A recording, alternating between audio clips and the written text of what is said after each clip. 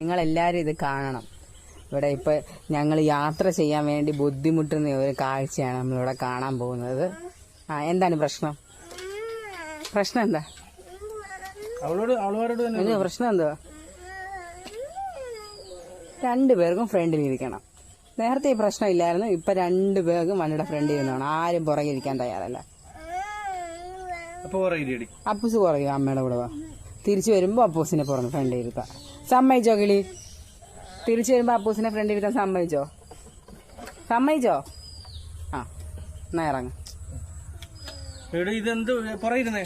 ഒരാള് പുറയില്ല, രണ്ടുപേരും ഫ്രണ്ടിൽ പോകാൻ പറ്റത്തില്ല. എപ്പോഴും കൺമശി എല്ലാം പടരും. ഇവിടെയൊക്കെ അപ്പു ഇപ്പൊ കിളി അങ്ങോട്ട്, അപ്പു ഇങ്ങോട്ട്. അത് സമ്മതമാണോ? ഒരു സൂത്രം മേടിച്ചു തരാം.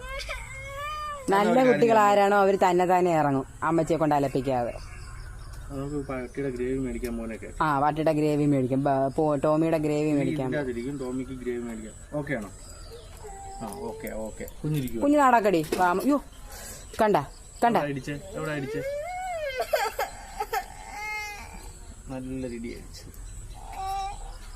പോട്ടെ, കരയാതെ ഫ്രണ്ട്